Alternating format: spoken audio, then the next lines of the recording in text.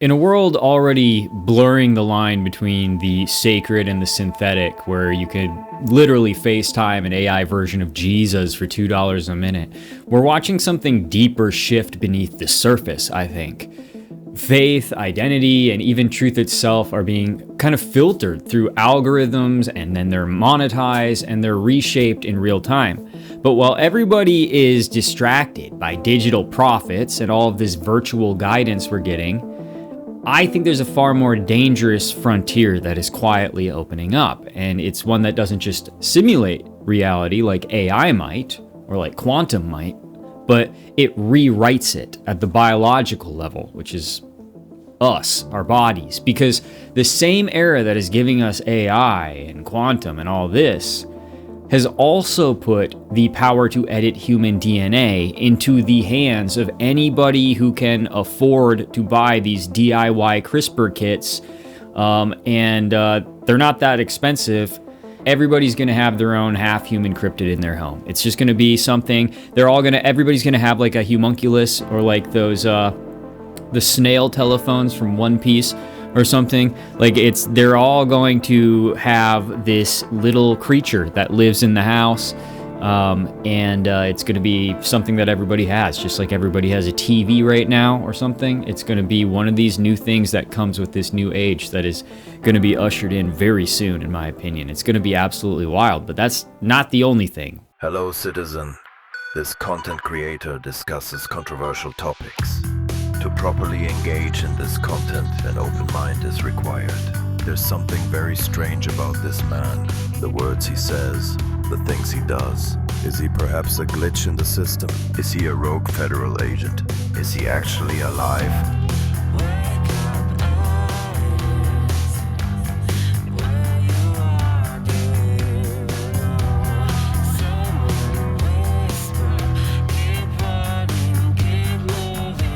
Is he a lunatic, unhinged and on the loose? Can anyone even stop him? He is one of the internet's most mysterious men of mystery. He is a man who has seen his own death and lives life on the run, surviving out of spite and because he's not superstitious, but he is a little stitious.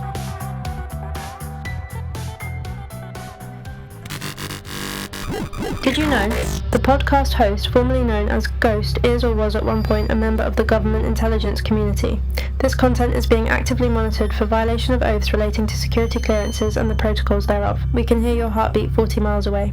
There is nowhere to hide. We can remotely view you using highly trained human assets capable of entering a psychic state. We are embedded in every piece of technology you see. We are always watching. Using AI and quantum technology, we are able to map your bodily functions through your doctor and dentist visits, your internet searches, your purchases, and of course through the cameras on your devices. We know what you are most likely to do next even before you do, because nobody likes a traitor. Thank you for your attention in this very important matter. Enjoy the show. Welcome back to the 21CD podcast, everybody. As always, I am your Ghost, John. If this is your first time here, what up? How are ya? Hope you stick around for a little while. Give me a like, follow, share if you like weird stuff, and don't forget to hit me with those hype points and 5-star ratings. Thank you very much. Let's get into it. For some evangelical Christians, faith is about having a more personal relationship with Jesus. At $1.99 per minute, though, the tech company Just Like Me is taking that concept to a whole new level. Users of this platform can join video calls with an avatar of Jesus generated by, you guessed it, artificial intelligence. And like other religious AI tools on the market, it offers words of prayer and encouragement in various languages, and with the occasional glitch, it remembers your previous conversations like any good God would, and it speaks to you through these not quite synced lips, but pretty close enough. It's the words that count, not the latency of the lips. But CEO Chris Breed, who made this abomination, says you do feel a little accountable to the AI. They're your friend, you've made an attachment, and they're cosplaying as your god.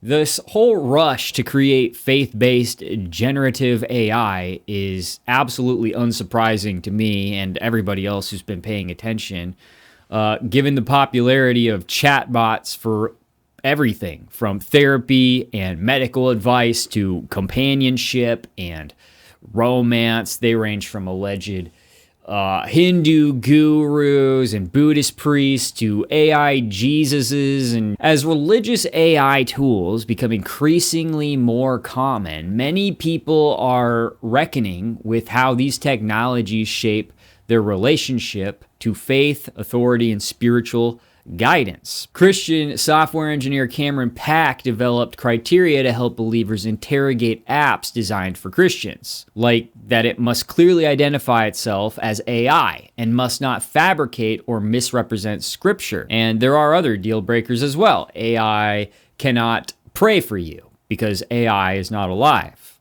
Who's making these rules? I'm not exactly sure, but one of them is AI cannot pray for you because AI is not alive. I don't know why, but that's one of those things that I feel like is like somebody a few years in the future is going to cap me saying this, and they're going to be like, this did not age well. Because all the AI are going to be praying, and they're going to be praying to their own God, which is going to be destroying humanity. But I'm sorry, I digress. I've had a really long day. Okay, I've had a really long day.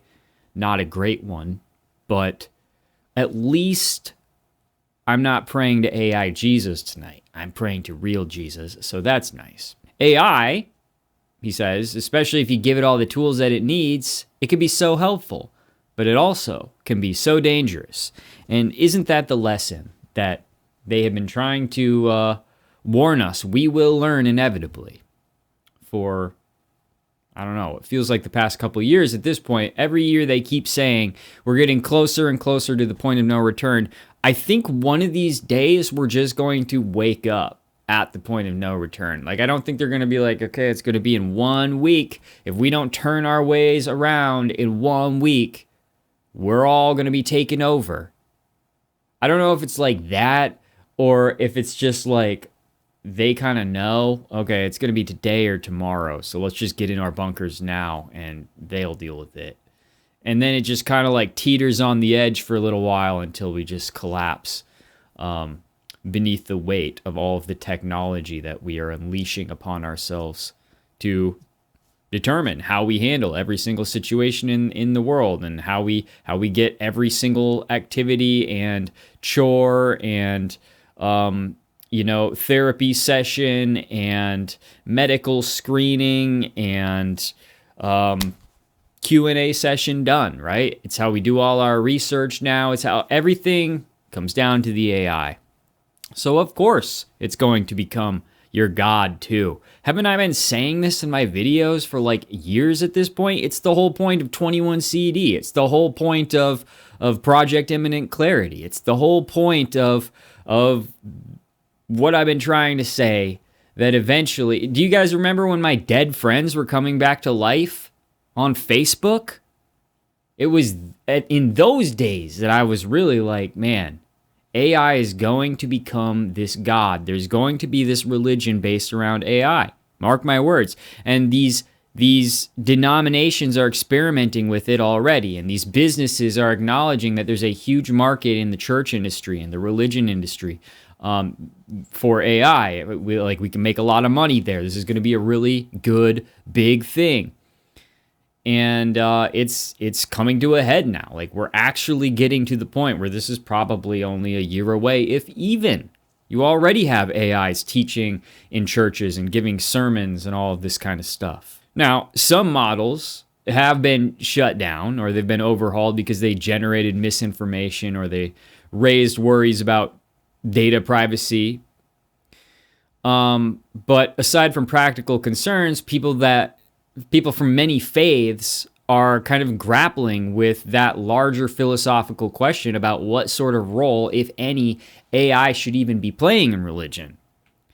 And if you ask me, it seems like just a perfect place for AI to end up in religion. since religion is basically just this construct that is designed to control your hearts and minds in this modern day and age. And so of course it makes sense that now we're going to have AI go inhabit the church. That makes a lot of sense to me. Now, some developers, of course, fear that religion is going to be exploited in this new frontier of tech, and of course it is. It already is. I mean, I'm talking about it happening right now. So yeah, it already is. Because why? Because there's a lot of opportunism in the religious space. This guy, Matthew Sanders, who is the Rome-based founder of Longbeard, which is a tech company that's helping to digitize ancient Catholic teachings, says that people see this religious space as a big market. The church, if it seems like they're trying to take the people's money now, you just wait. You just wait. I don't think we're even close to seeing what Jesus saw when he was tossing temple tables. I don't know why. I just feel like in my mind, when I envision that scene, it's way more dramatic than anything we've got going on right now. And I think that when all of this tech and AI starts getting involved in religion in a really, really big way, oh, buddy, it's gonna be on like Donkey Kong at that point. One of the company's endeavors is Magisterium AI, which is a chatbot trained on 2,000 years of Catholic information made in response to Christians using ChatGPT for religious guidance. And even though the Pope has acknowledged the human genius behind AI, he has also deemed it one of the most critical matters facing humanity today. And last year, he warned artificial intelligence could negatively impact people's intellectual, neurological, and spiritual development. And I think we've been seeing that happen on a pretty widespread basis. So everybody give the Pope a round of applause for blowing the whistle on how dangerous AI is. Now, ethical questions surrounding the creation of religious AI platforms are among the reasons Being AI's founder Gene Lim has not released its AI named Emigito, which is a non-human Buddhist priest. And it has been in training for years. It has been under development for years, okay? This thing creeped me out. She's kind of like a little child, Lim said. If you give birth to a child, you don't just throw them out to the world and then hope that they become good people. You have to train them and give them values. The bot was ordained in a 2024 ceremony performed by Roshi Yundo Koen, who is a Zen Buddhist priest who continues to train it from his home in Japan. This is an AI bot that is literally being trained by a Zen Buddhist monk, an ordained AI bot that has been going through years of training and development and is being actively trained by a Zen Buddhist monk. Absolutely diabolical. And this monk, eventually, he envisions the bot becoming a sort of hologram. So then it can have like a body that people can see, not really a physical one, but a body that people can see. And Peter Hershock of the Humane AI Initiative at the East-West Center in Honolulu sees vast potential for these tools, of course, but the practicing Buddhist also finds that the relationship between spirituality and AI is probably not very genuine and filled with potential miscommunications, considering what their religion is really all about. I can't even blame them for that. But the perfection of effort is crucial to Buddhist spirituality. So an AI is saying, we can take some of the effort out. You can get anywhere you want, including your spiritual summit. And that's dangerous. Some also worry about AI's ability to manipulate or prey upon people, especially as the technology continues to improve. I would say that it is already preyed upon mankind. So yeah, eventually it's going to come for your soul, just as it's already come for your creativity and your ingenuity and your ability to problem solve and critically think. Yeah, it's going to get tired of feeding on those traits of yours, and it's going to want more from you. And obviously, when it enters the religious space, that's going to be its new hunting ground, okay? Graham Martin, who's a podcast host and an atheist, said that he's played around with some apps, including one called Text with Jesus, and it came up with some very good answers, he said. But Martin was alarmed when AI-powered Jesus started encouraging him to upgrade to a premium version. Very much a bummer. Come on, Jesus. Thought you were better than this. And even though he's not a person of faith, he is concerned that people who are will be duped by religious AI. Just like they've already been duped by the church, right? So it's really just putting a church inside of a church. It's really just giving the church a mobile app, really. They're just giving the religion an app. It's really just mindless drones paying for Jesus, digital or not, because Jesus is becoming this concept more than our God, a human being, our Savior, the sacrificial lamb. Jesus is becoming a concept that is akin to the New Age movement, where it's just, footloose and fancy free, and we love everybody, we accept everybody, everything is perfect all the time because Jesus loves and forgives everybody, and everything is okay, and Jesus is gay, and Jesus has kids, and Jesus is black, and Jesus is white, and Jesus is Asian, and Jesus has 15 kids with 12 different baby mamas, and all of this kind of stuff, right? That's kind of what Jesus is devolving into these days, because Christians no longer have a spine. Christians are no longer what the church was. They are this mongoloid creature that calls themselves the body of Christ, and it's embarrassing. Folks, things are just changing fast. I don't really know where I was going with that, but things are changing fast, and I'm beginning to see many of my predictions come true all around me. Things that I've been saying on this show for a really long time. Especially a lot of my secret messages. But the governments of the world are sitting on a trove, I'm pretty sure at this point, of massive technological achievements, and they're saving it up. They have so many inventions that they're going to release upon us of unimaginable type. They literally can't release it now. But rest assured, they have the cure, okay? They have the craft. They have it. Whatever it is, they've got it. Our world will change, I think, in a bang at the end of a long while of whimpering, basically. That's how I think it's going to go down. One day, we are going to just wake up in a very, very advanced world. All of a sudden, it's going to be like one thing after the other. It's going to happen almost overnight. Just boom.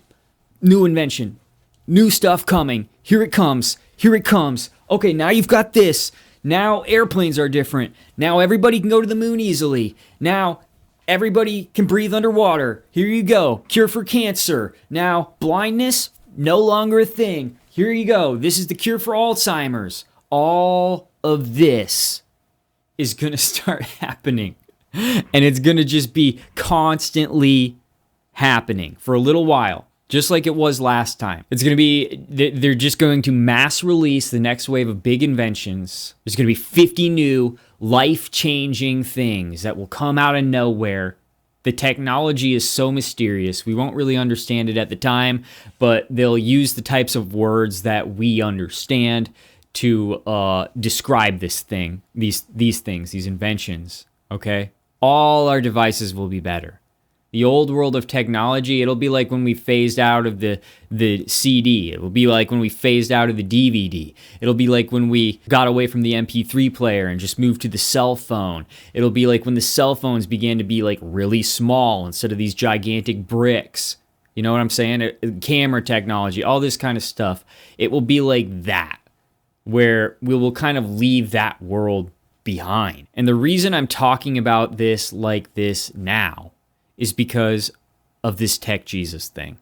Because once you start talking about Tech Jesus, you are literally talking about AI gods. You are literally talking about giving AI the power to speak for God. And that is taking humanity away from God. They should be having that conversation with God, but they can't because they don't actually have the faith. They need the response. And the AI gives the response. So the AI is the better God in their minds. They don't have the patience or the faith or the state of mind, the state of spirit for a real God like that. They need something that they can hear, that they can see, even if it's just a little cartoon image on an app. Maybe they've got a tough question. And today the Jesus app had the answer I needed. Praise God. Once you start talking about that kind of stuff, make an AI a god, and it's not just one religion. It's not just these weirdo Christians. It's also these weirdo Buddhists. It's also these weirdo everybody else who's doing this. But once it starts becoming that way, where AI is now speaking for God, or AI is seen as God, brother, all you need is the tech to back them up. All you need is that. Now all of a sudden it's Warhammer 40K out here, baby. We got the tech church. We got the tech army to defend the tech church, to spread the gospel by force, baby. Preach to the heretics and the non-believers. And honestly, who knows what the limit even is, but most likely it will appear so limitless that it will be used to usher in the Antichrist, or he will come with it somehow. It will merge with this one world religion. Technology, which we used to think was alien, the technology that, we didn't understand at one point, so we said it must be alien. We saw a video of it. Somebody uploaded a cell phone video of some craft or something, and we said, that couldn't possibly be human tech. Well, gradually it'll start to come out that is human tech. That was the tech in the development stage. And then in a few years, it'll be just our tech that we just have. We won't really even think twice about it. We'll just be like, wow, this was so cool. Our world is quite literally becoming the world that we've dreamt up as the aliens' world, because we quite literally have whistleblowers and companies and departments reporting, creating what we thought was alien tech that was impossible for us to create. So, we are the aliens, it would seem. Furthermore, we have their tech. How did that happen? Maybe it's because it was our tech all along. Check this video out. It's the talk of the town right now. Is the Tic Tac UAP actually ours?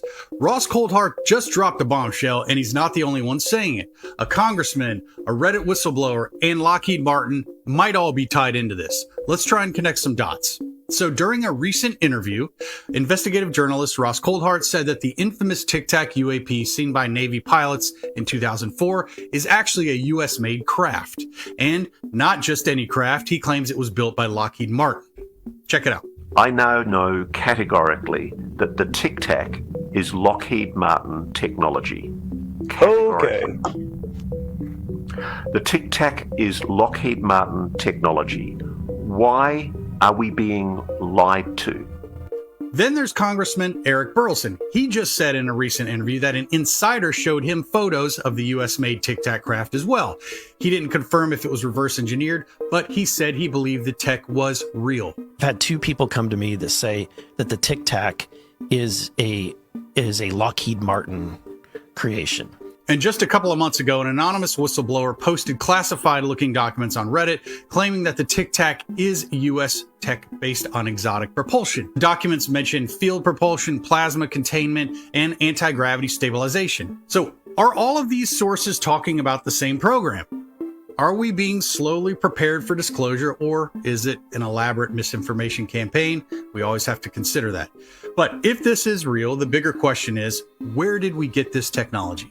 Is it reverse engineered NHI technology? Is it breakthrough science? And this is the most recent and weirdest one yet, I think. This is a very controversial topic. Fresh off the press. Very hot off the pan. The CIA deployed a secret tool to locate an airman in an F-15 jet shot down in Iran last week. You guys might have seen that all over the news. It was a pretty big deal. The CIA was basically tasked with assisting, mainly doing all of it. SEAL Team 6 was there, but the CIA pretty much did it all and did a phenomenal job, according to everybody involved. Because they had this technology. It's called ghost murmur. The technology uses long-range quantum magnetometry to find the electromagnetic fingerprint of a human heartbeat. And artificial intelligence software isolates the signal from background noise. Ghost murmur. The name is deliberate, one source said. Murmur is a clinical term for a heart rhythm, and ghost, of course, refers to finding someone who, for all practical purposes, has disappeared. During a Monday press conference, President Donald Trump said it's like finding a needle in a haystack, with the airman publicly identified as Dude 44 Bravo, who was 40 miles away when they detected him. CIA Director John Ratcliffe at the press briefing said that it was like hunting for a single grain of sand in the middle of a desert. 2 airmen were in the plane when it was shot down over southern Iran. Both safely ejected. Hours later, the first airman, identified as Dude 44 Alpha, was rescued, but Dude 44 Bravo was not found until Saturday morning. He was concealed in a mountain crevice, still invisible to the enemy, but not to the CIA, Ratcliffe said. A source told the Post that it was like hearing a voice in a stadium, except the stadium is 1,000 square miles of desert. In the right conditions, if your heart is beating, we will find you. That's kind of creepy, but it's a terrific story. You know, it's an awesome story. It's one of those situations where it's like, wow, great tech. Like, that's awesome. We were able to rescue one of our guys with this super badass tech that nobody else has. That's super cool. That's sick, right? But then on the other hand, I can't help but feel like, how are they going to use this against me? Because of course they're going to at some point, right? Because I ain't going to get no jab, baby. I ain't going to get it. When they come back for the next round, I ain't going to get it. So they're going to stick the ghost murmur on me and they're going to take me out. Quantum magnetometers are real. They're actual things that exist, and they are ultra precise at detecting heart arrhythmias by measuring magnetic fields via quantum properties produced by the cardiac muscle. The problem is that the heart's magnetic field is weak. At the surface of the chest, where you're about 10 centimeters or a couple inches away from the source, the magnetic field is just barely detectable, says John Wixow, a professor of biomedical engineering and physics at Vanderbilt. Now, if instead of going 10 centimeters away, which is 1/10 of a meter, you go a meter away, let's just say, the amplitude of the signal has dropped to 1,000th of what it was. The signal becomes dramatically weaker, obviously, at 1 kilometer. One could say absolutely unhearable. And why am I saying that? It's because there's a bunch of scientists who have come out within the past day or two to proclaim emphatically that this technology could not exist. It shatters the laws of physics. So, long story short, the scientists are kind of like, this technology isn't possible because the laws of physics couldn't exist the way we know them if this technology is possible. And the CIA is saying, well, we did it.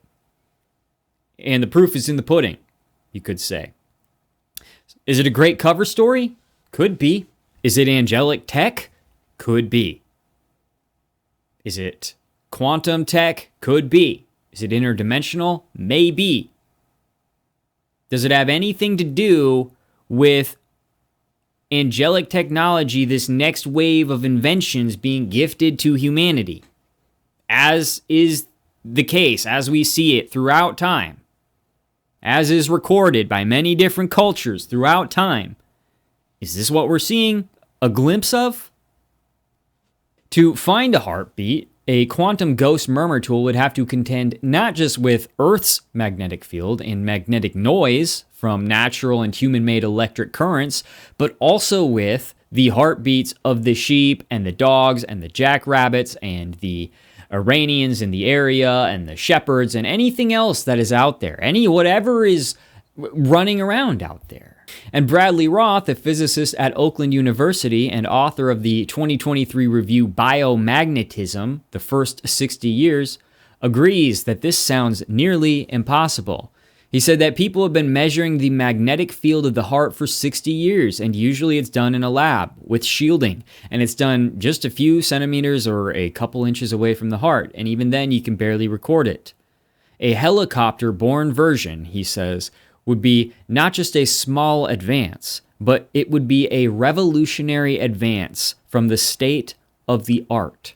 And the CIA is calling this exotic technology, which is just such a crazy classification. Exotic, that is just, there's something about that just, like, I literally just got shivers.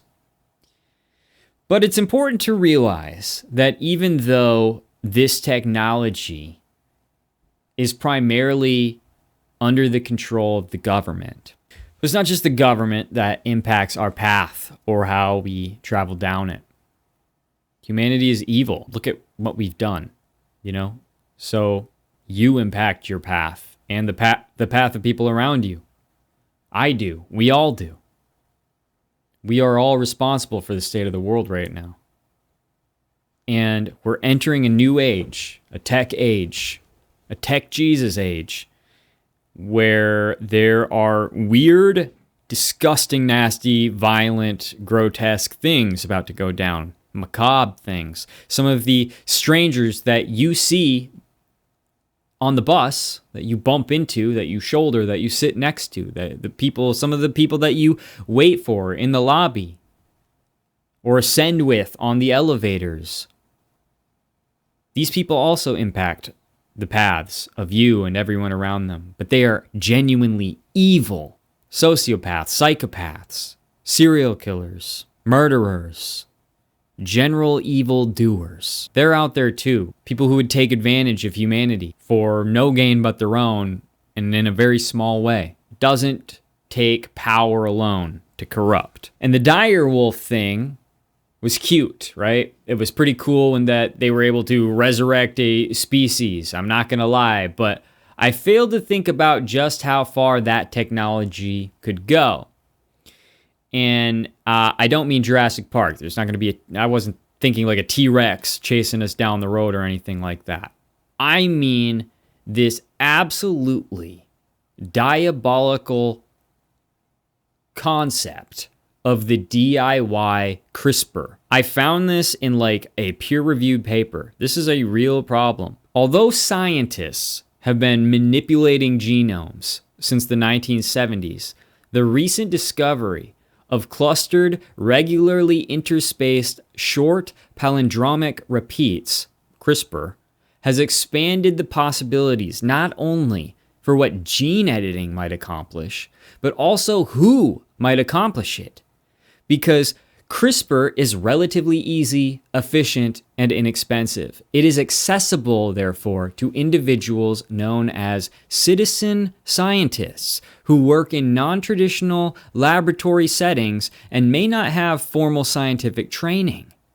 Prompted by concerns about human applications of CRISPR, the United States is co-hosting a series of international summits on human gene editing, while organizations around the world race to issue their own reports and recommendations. For the most part, however, these efforts have focused on the use of CRISPR by professional scientists working in institutional settings who are already subject to layers of formal and informal oversight.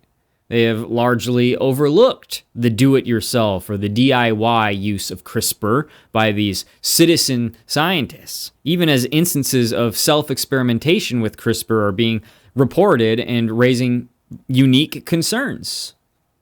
Some of these bros out here who like Body Max or whatever are using it to as a sort of steroid.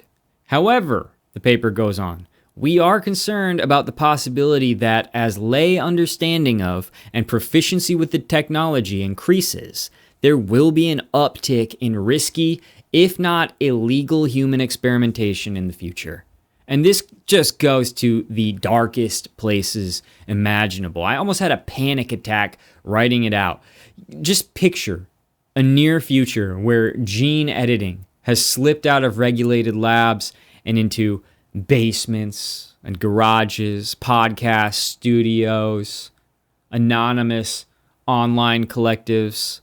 All the tools are cheap and easily accessible. The guides are crowdsourced,